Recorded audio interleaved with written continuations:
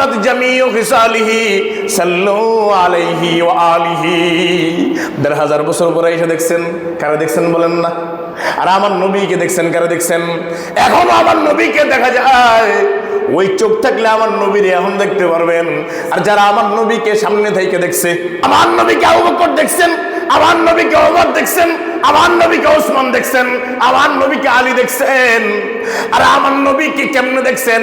আমার নবীকে উহুদের ময়দানে দেখছেন, আমার নবীকে তবুকের ময়দানে দেখছেন, আমার নবীকে খন্দকের ময়দানে দেখছেন, আমার নবীকে মক্কায় দেখছেন, আমার নবীকে মক্কার অলিগলিতে দেখছেন, আমার নবীকে মদিনায় দেখছেন, আমার নবীকে মসজিদে নববীর মধ্যে দেখছেন, আমার নবীকে মিম্বরের মধ্যে দেখছেন।